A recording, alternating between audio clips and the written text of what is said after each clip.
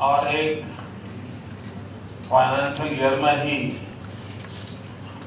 हिसाब किताब ठीक निकलना चाहिए।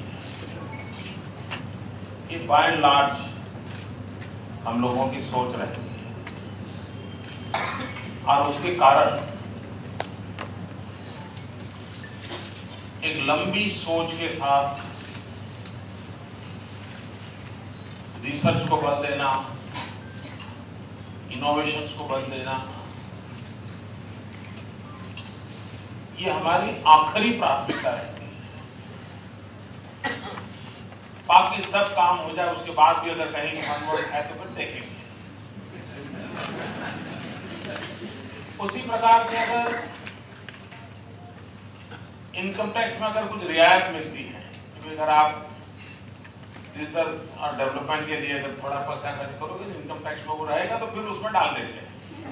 लेकिन वो एक बॉक्स होता है जिसमें डाल देते हैं। ये बाय एंड लार्ज हम लोगों का स्वभाव और ये इसलिए बन जाता है कि जो है उससे गाड़ी चल जाती है।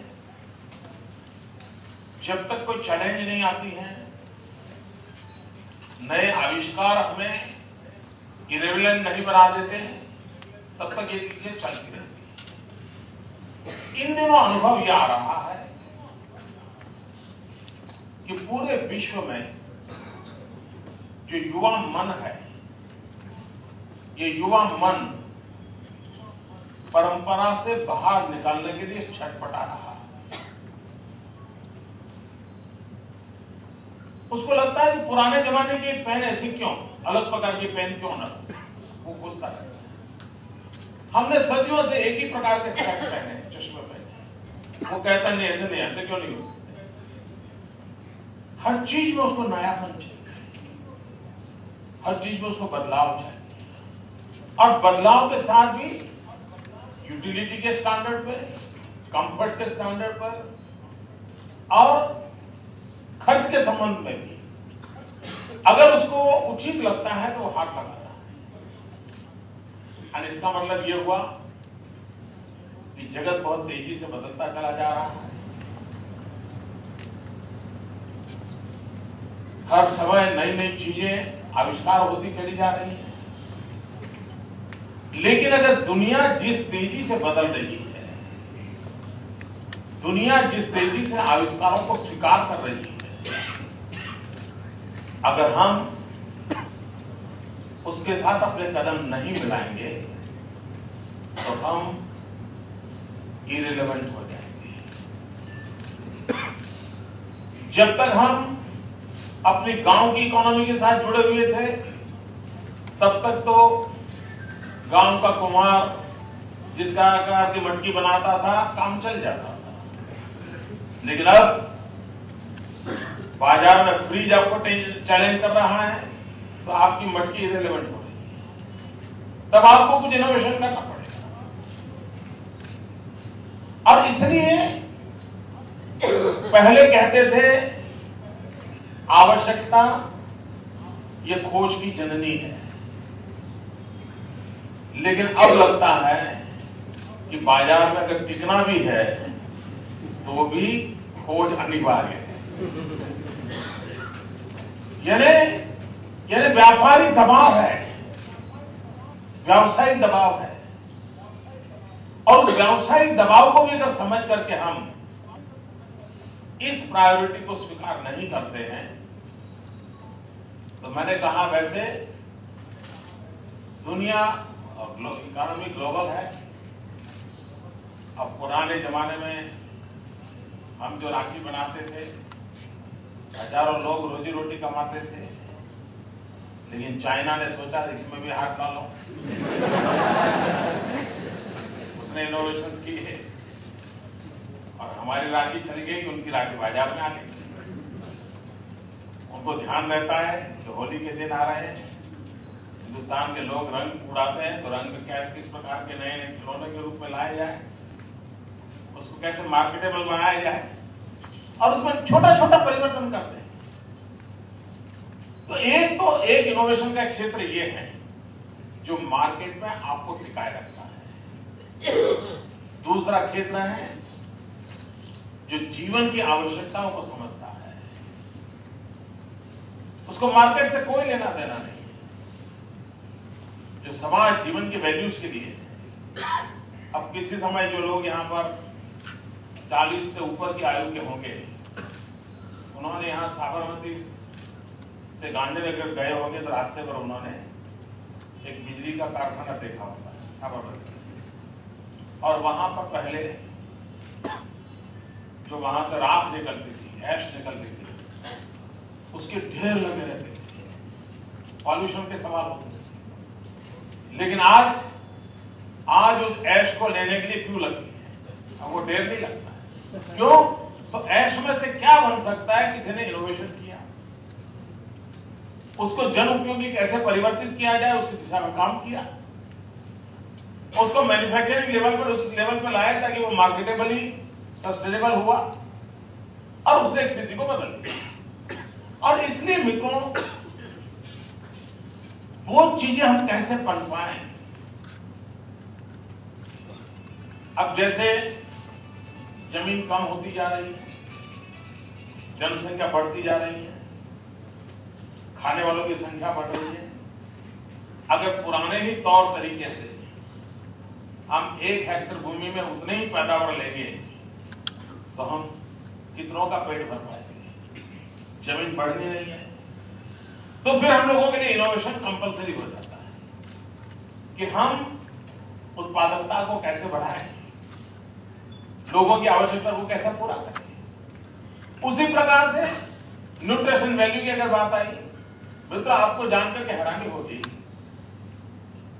पल्सीज प्रोटीन कंटेंट के लिए सारे विश्व में अच्छे से अच्छा खाद्य है, लेकिन पिछले 50 साल में पल्सीज में कोई रिसर्च नहीं हुआ है, कोई इनोवेशन नहीं हुआ है। और उसके कारण एक तो कम भूमि में ज्यादा पल्सीज कैसे तैयार हो, पल्सीज में प्रोटीन कंटेंट कैसे ज्यादा बढ़े, उस पर कैसे काम करें। अगर हम इन चीजों को करते हैं तो हम सामान्य मानवीय की भविष्य की आवश्यकताओं की पूर्ति कर सकते हैं।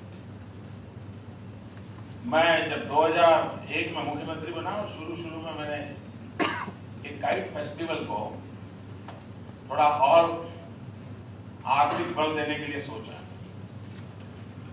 तो मैंने एक मार्केट रिसर्च करने वाली टीम को काम दिया।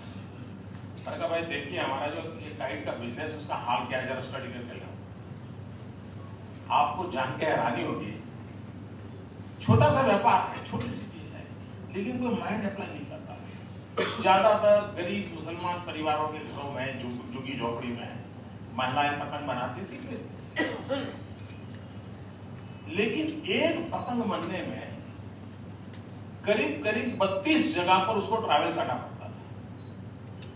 बांस एक जगह से आता था, कटता कहीं और था, सदी कहीं और निकलती थी, कागज कहीं और बनता था, कागज के 3 कलर डालने तो कहीं और हो जाता था, उसके लिए जो लिक्विड की जरूरत पड़ती थी, जो स्टिक करने के लिए चाहिए गम टाइस, वो कहीं और बने है।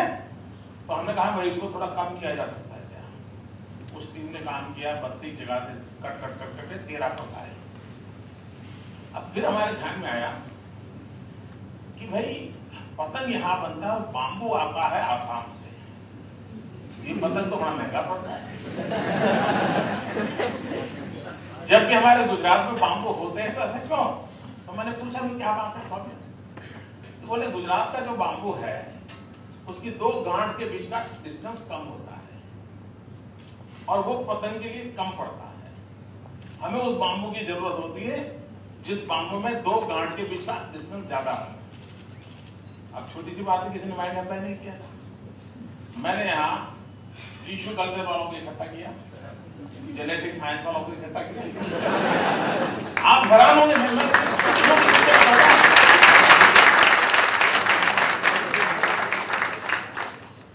मैंने उनसे कहा भाई कुछ तो करो, ऐसा तो नहीं है कोई आसाम की धरती में कोई स्पेशल क्वालिटी के वहां का बम्बू में ठोस नहीं।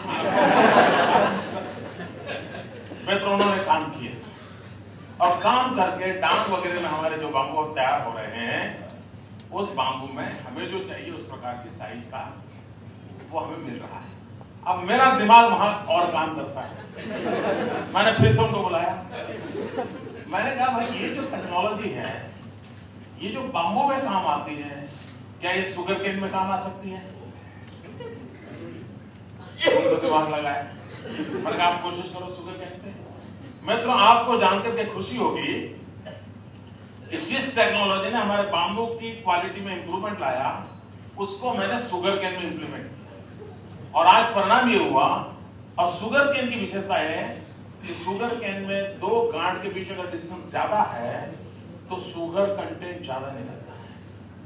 मित्रों, हमें पिछले 3 साल से हिंदुस्तान में सबसे अधिक शुगर कंटेंट वाला शुगर पैदा करने का हमें प्राइस मिल रहा है।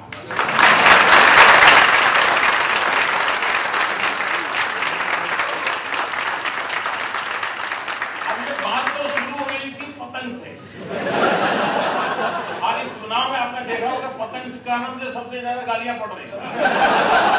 मोदी उत्सव कर रहा है, मोदी क्या कर रहा है।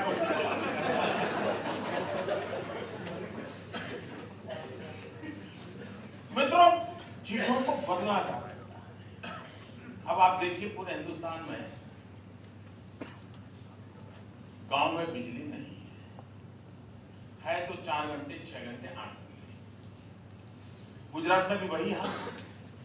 मैं जब 2001 में मुख्यमंत्री बना, सब लोग जो मुझे मिले थे वो क्या कहते थे, मेरे दोस्त मिले होंगे, पत्रकार मित्र मिले होंगे, व्यापार जगत के लोग मिले होंगे, एक छोटी सी बात मुझे बताते थे 2001 में, नरेंद्र भाई कुछ करो, कम से कम शाम को खाना खाते समय बिजली मिले, ऐसा तो करो। यानी डिनर टाइम पे हमारे यहाँ पावर नहीं मिलता था। वो दिन थे 2001-2 में। मेरा भी मन करता था यार सॉल्यूशन क्या। मैं पूछता था हमारे अधिकारियों से, ये क्या बात है, आप टाइमिंग बदलो, शाम को दो या बच्चों को पढ़ना है तो समय दो, कुछ तो सोचो। वो कहते नहीं था, ये खेत में जो बिजली जाती है वो चोरी होती है। अब ये इतने साल हो गए, सब कुछ होता नहीं। मैंने कहा यार कोई तो रास्ता निकालना चाहिए।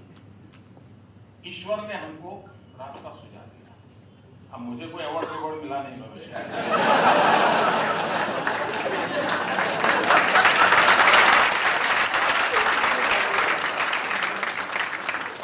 देखिए, I am not a technocrat, I have nothing to do with engineering work, I am not a electrical engineer. मेरे मन में विचार आया कि भाई ये किसान चोरी करता है इस नाम पर, अब पूरे गांव को परेशान क्यों करते हैं। मैंने उनसे कहा ऐसा करो भाई, खेत में जाने वाला फीडर अलग कर दो, गांव में जाने वाला फीडर अलग कर दो, तो कॉल प्रॉब्लम सॉल्व है। बोले साहब ये तो हो सकता है। अब बताइए, इसको करने में बिजली जब से पैदा हुई तो मैं आया तब तक इंतजार किया।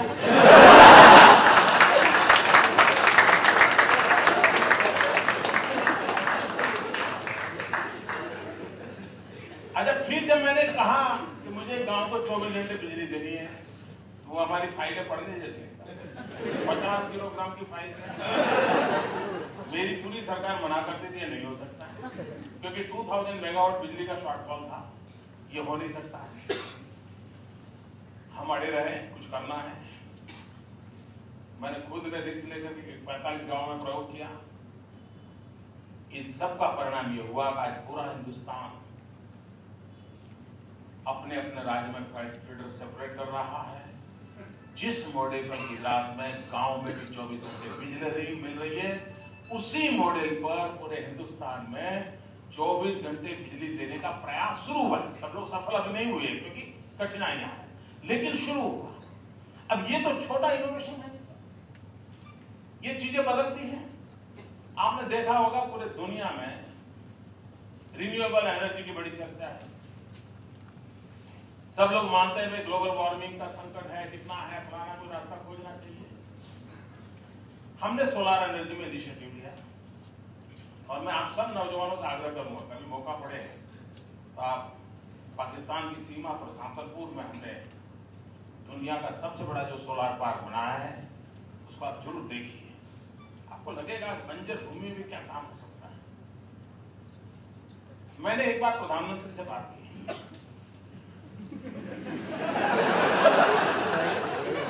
मैंने ये नहीं कहा है प्रधानमंत्री ने मेरे से बात की।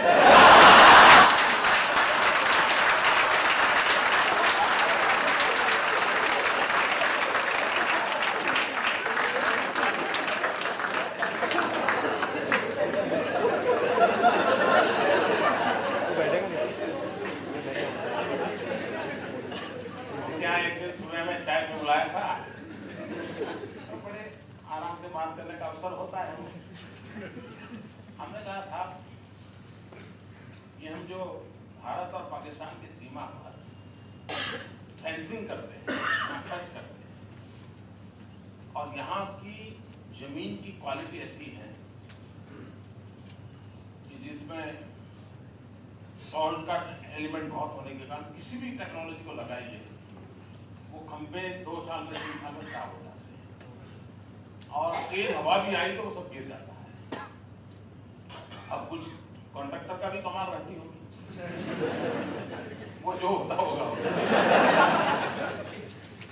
हमने कहा साहब कम से कम गुजरात और राजस्थान, भारत और पाकिस्तान की हमारी जो सीमा है वो पूरा रेगिस्तान है, वहां और कुछ नहीं है और गर्मी बहुत है।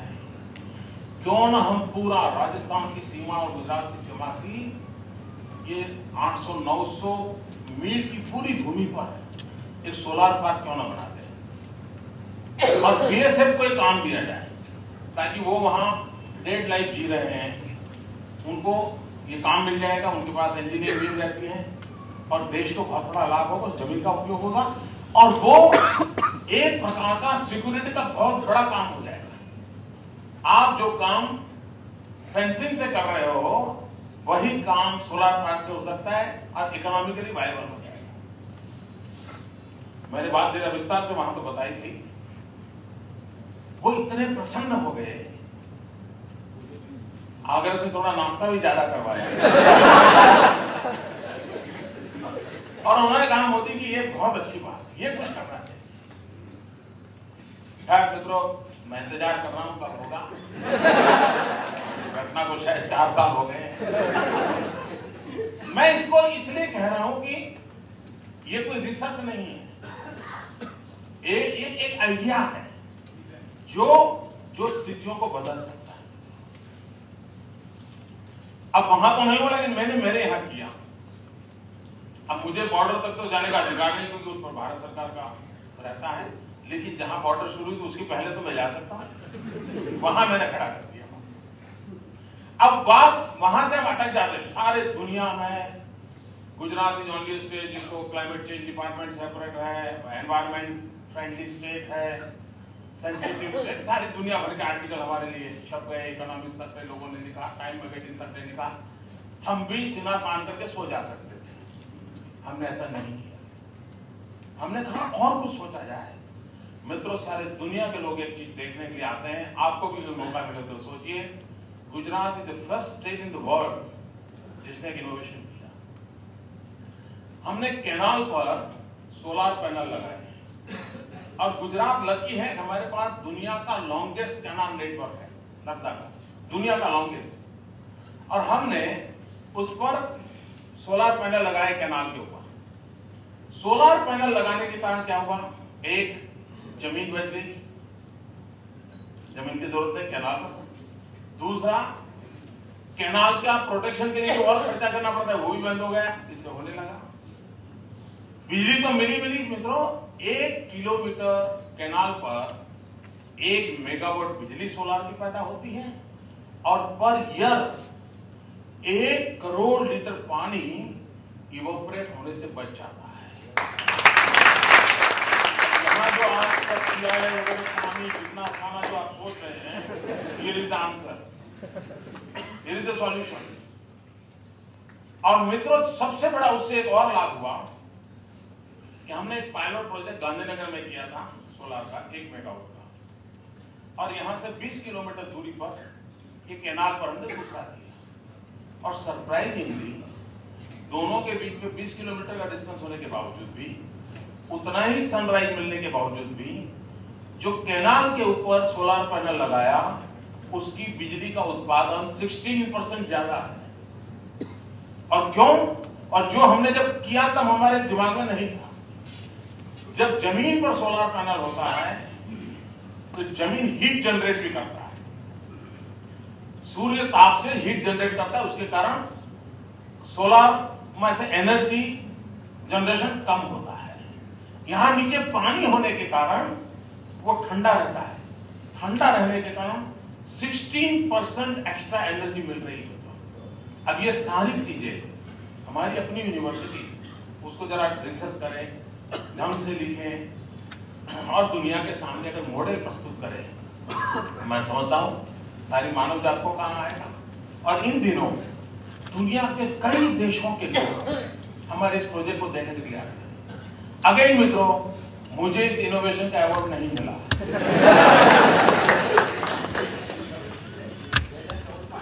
काम करते करते सहज रूप से बहुत सी नई चीजें हम कर सकते हैं। मित्रों, मैंने अभी कहीं पढ़ा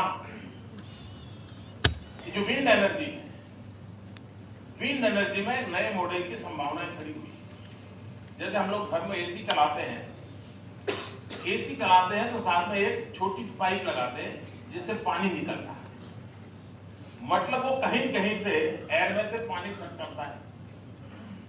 मित्रों, नए विंड एनर्जी के मिल ऐसी आ रही है कि जब वो विंड मिल चलती होगी तो एयर में से भेज को सक करेगी और एक wind mill per day 10,000 litre शुद्ध पीने का पानी दे सकता है।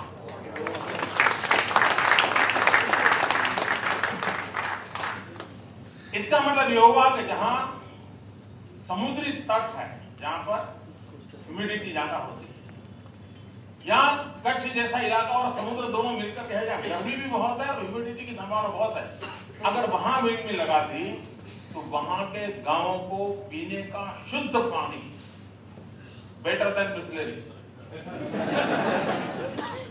सहज रूप से प्राप्त होगा।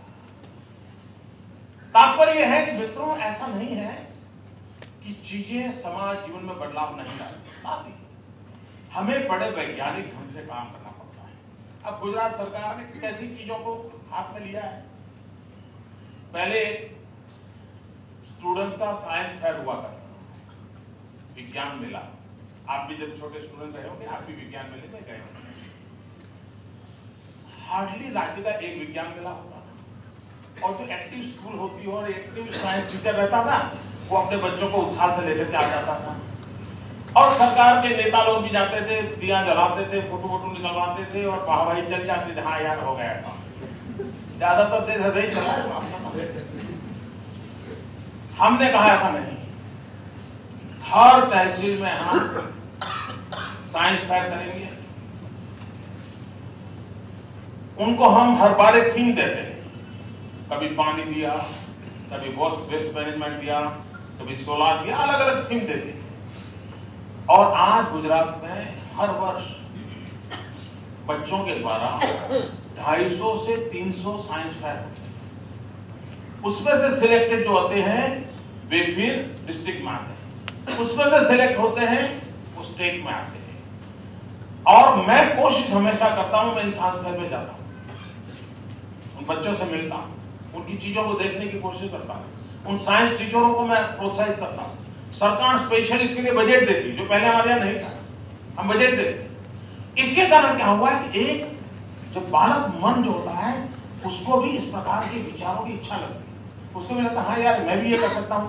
साइंस फेयर में आता है तो औरों के प्रोजेक्ट भी देखने जाता है। ईश्वर ने उसको भी तो कुछ न कुछ दिया होता है, हमें थोड़ा उसको एक्सपोजर देना होता है, हमें थोड़ा उसको अवसर देना होता है। अगर ये हम करते तो लाभ होता है। मित्रों, मैंने सबके लिए एक ओपन इन्विटेशन रहता है मेरा कि कोई भी स्टूडेंट, कोई भी स्कूल या कोई भी कॉलेज या कोई यूनिवर्सिटी रिसर्च करके, इनोवेशन करके अगर वो नेशनल लेवल पर से मेडल लाया है तो मैं उसको मेरी चैम्बर में बुलाता हूं, उनके पूरे प्रोजेक्ट का प्रेजेंटेशन मैं खुद देता हूं, उनकी वाहवाही करता हूं, उनका गौरव करता हूं और जरूरत पड़े तो आर्थिक मदद से उसको आगे बढ़ाने के लिए मैं व्यवस्था करता हूं। अभी मुझे बड़ौदा से MS यूनिवर्सिटी से कुछ बच्चे आए, उन्होंने मुझे अपना एक प्रोजेक्ट दिखाया। उनका प्रोजेक्ट ये था कि ये जो मेट्रो ट्रेन है या तो ये जो हाई स्पीड ट्रेन होती है, उस ट्रेन को ऐसे डिजाइन किया जा सकता है कि एक बार ट्रेन एक स्टेशन से शुरू हुई, आखिरी स्टेशन पे जाकर के वो रुकेगी, कभी रुकना नहीं पड़ेगा, लेकिन हर स्टेशन पे वो पैसेंजर आएंगे भी और उतरेंगे। नीचे से ट्रेन चलती जाएगी, ऊपर सेकंड फ्लोर का डिब्बा है वो खिसकता जाएगा, जहां बड़ौदा आया तो डिब्बा आगे चला जाएगा, दूसरा डिब्बा चढ़ जाएगा, डिब्बा बदलता जाता है और ट्रेन रुकती नहीं है। मतलब नौजवानों ने इतना बढ़िया ढंग से इसको इनोवेट किया हुआ है। मैंने तुरंत उनको, इसके जो एक्सपर्ट लोग हैं उनके पास भेजा, मैंने उनसे काम करवाया। एक बार IITI का एक student, I am not talking about IIT, simple ITI यानी टेक्निकल एजुकेशन का वो एक प्रकार से प्राइमरी यूनिट है। धंधुका कैसे छोटे से इलाके से एक नौजवान मेरे पास आया, बोले साहब मैंने रोबोट बनाया है। मैंने कहा क्या कर रहा है तुम्हारा रोबोट? तो बोले ये रोबोट नक्सल बेल्ट में या जहां टेररिज्म होता है या बॉर्डर होती है, वहां इसमें ताकत है कि अगर वहां कहीं पर भी छोटे छोटे जो बम आते हैं जो ब्लास्ट करने के लिए व्हीकल को उड़ा देते हैं, लैंडमाइन, अगर ये कहीं है तो आज क्या होता है, हमारा सैनिक खुद जाता है, खोजता है और कभी कभी ब्लास्ट हो जाता है, मर जाता है। तो बोले ये रोबोट जाएगा, खोजेगा, उठा के ले आएगा और आपको आइडेंटिफाई करके दे देगा। मैंने देखा ये बड़ा गजब का काम किया। मैं उसको आर्मी चीफ तक ले गया, खुद मेहनत की मैं उसको। इसका मतलब यह हुआ मित्रों, अगर हम सेंसिटिव हैं चीजों पर और हम चाहते हैं कि हमें इसमें प्रमोट करना है, बदलाव करना है, हम चीजों को बदल सकते हैं। और मैंने देखा है मित्रों, ये टैलेंट जो है किसी का इजारा नहीं होता है। सुबह आज सर अनिल गुप्ता आए थे, उन्होंने आपको बताया गांव के लोग भी किस प्रकार के नए नए इनोवेशन करते हैं, किस प्रकार की नई नई, वो अपनी साइकिल को भी नए तरीके से चलाते हैं, कम मेहनत से साइकिल कैसे चले वो करते हैं, लेकिन बड़े स्केल पर उनको काम करने का अवसर नहीं मिलता है।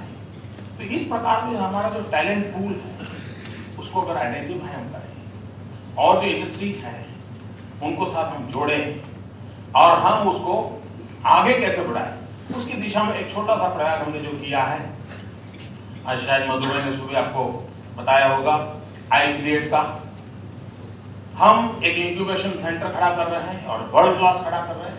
मिस्टर नारायण मूर्ति में चेयरमैन के रूप में उन्होंने हमारी सेवाओं देने का स्वीकार किया हुआ है और यही अहमदाबाद में वर्ल्ड क्लास इंफ्रास्ट्रक्चर तैयार हुआ है। और मैं उसमें हर उम्र के बच्चों को इन्वाइट करने वाला कि तुम्हारा दिमाग अगर काम करता है तो करो, चलो सारी फैसिलिटी हम देंगे, लैब हम देंगे, रॉ मटेरियल चाहिए जो भी देंगे चाहिए हम देंगे, आपको अगर कोई इंस्ट्रूमेंट चाहिए वो भी देंगे, कुछ करके दिखा। मित्रों एक हमने एनवायरमेंट क्रिएट करना पड़ेगा और अगर हम इनोवेशन के लिए एनवायरमेंट क्रिएट करेंगे तो जो विश्वास है मित्रों, जीवन ठहर नहीं जाएगा और जीवन कभी ठहरना नहीं चाहिए। अगर इनोवेशंस हैं तो जीवन की गति रहेगी, रिसर्च है तो जीवन में बदलाव आता है। और अब आप कल्पना करिए मित्रों, ये इंटरनेट नाम की दुनिया ना आती तो हम आज कहां होते? जिसने भी दिया था क्या कमाल कर जगत को बदल दिया और उसके अनुकूल सबको बदलने के लिए मजबूर कर दिया। हर किसी को अपने सेटअप को उसके साथ जोड़ना पड़ता है। मित्रों ये सब कुछ हमारे यहां भी हो सकता है और हम तो वो लोग हैं मित्रों जिन्होंने किसी जमाने में सब किया हुआ है। मैं एक बार अमेरिकी गवर्नमेंट के निमंत्रण से गया था, उन्होंने मुझे इनवाइट किया। तो उस समय ये पेटेंट वगैरह के बहुत झगड़े, इंटेलेक्चुअल प्रॉपर्टी राइट वगैरह का बहुत बड़ा झगड़े चल रहे थे। अब तो धीरे धीरे लोगों ने सुना दिया। तो उन सबसे मेरी काफी डायलॉग हुआ हमारे डेलीगेशन में। मैंने कहा भाई मेरे पूर्वजों ने जीरो की खोज की और हम उसको कुर्सी के नीचे दबा करके बैठ गए होते तो आज दुनिया चांद पर पैर रख सकती थी क्या? हमने कहा हम लोग हैं जिन्होंने दुनिया में सबसे पहले प्लास्टिक सर्जरी की। शरीर मनुष्य का और माथा हाथी का, गणेश जी बनाते। मित्रों, आज जेनेटिक साइंस की चर्चा होती है। हम वो पहले लोग थे जिन्होंने कुछ सिद्ध किया। कर्ण का जन्म जेनेटिक साइंस से हुआ है, बायोटेक्नोलॉजी वाला नहीं है वो बॉडी। जेनेटिक साइंस से कर्ण का जन्म हुआ, पूरा वर्णन है उसका। तो मित्रों, कोई एक जमाने में सारी संपत्ति हमारे पास थी और फिर हम सब भोगने में लग गए। अब हमारा समय फिर से आया, हमें दुनिया को कुछ देना होगा, नई पीढ़ी को कुछ देना होगा। और मुझे विश्वास है कि हम लोग एक सरकार के माध्यम से जो प्रयास कर रहे हैं, आप अखबार पढ़ोगे तो आपको यही लगेगा कि vibrant Gujarat global investor summit का मतलब होता है बड़े बड़े उद्योग कराने आते हैं, मंच पर बैठते हैं, तस्वीर निकालते हैं। मित्रों, ऐसा नहीं। हम पूरे इस राज्य को सभी क्षेत्रों में नई ऊंचाइयों पर ले जाना चाहते हैं। अगर ज्ञान विश्व की ऊंचाइयों पर जाने का सबसे बड़ा आधार है तो हम हमारे गुजरात की धरती पर ज्ञान आधारित विकास करना चाहिए। आपको खुशी होगी मित्रों, आज सुबह मैं एक सेमिनार में था, इसी वाइब्रेंट गुजरात के तहत मोर देन 100 यूनिवर्सिटी दुनिया की एक ग्रुप के नीचे थी। हिंदुस्तान में कभी ऐसा इवेंट नहीं हुआ। टॉप मोस्ट कॉर्नर्स वहां, और वहां चर्चा ये थी कि हम गुजरात की यूनिवर्सिटी के साथ मिल बैठ करके पूरे विश्व के इस ज्ञान को कैसे जोड़े, इस चर्चा गुजरात कर रहा है। हम लोग यहां बैठे हैं, कल अखबार में एक लाइन छपेगी नहीं छपेगी मुझे मालूम नहीं है, लेकिन कितनी कोशिश हो रही है। सुबह से हम बैठे हैं। इनोवेशन की क्या जरूरत है, इनोवेशन का महत्व क्या है, किस प्रकार से इनोवेशन को प्रमोट किया जाए। अब जैसे कॉर्पोरेट सोशल रिस्पॉन्सिबिलिटी की बात आती है तो ज्यादातर क्या कहते हैं, हमने 4 स्कूल बना दिए, वहां हमने चेक डैम बना दिया, हमारी कंपनी के नजदीक में अस्पताल था उसको हमने ठीक कर दिया। मित्रों, मुझे लगता है कॉर्पोरेट सोशल रिस्पॉन्सिबिलिटी का कुछ परसेंटेज सीधा सीधा रिसर्च और इनोवेशन के लिए लगाना चाहिए।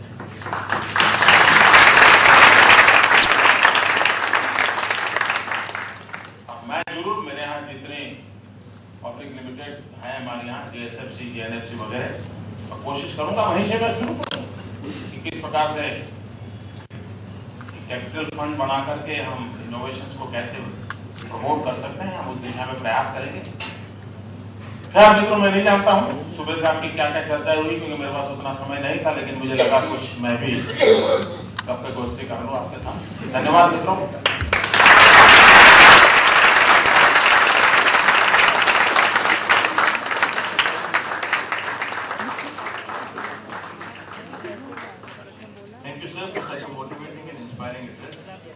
दोस्तों, ये बात तो बिल्कुल सच है कि देश के और विदेश के हर कोने में कोई ना कोई अपना कुछ इनोवेशन कर रहा है। ये बात भी सच है कि देश और विदेश में बहुत सारे लोग ऐसे हैं जिनके पास अथॉरिटी है या फाइनेंशियल सपोर्ट है ये करने के लिए, बट शायद हमारे देश में ये पहला इंसान है जिसका Can we have the innovators please there for the group photograph with our Honorable Chief Minister Shri Narendra Modi ji.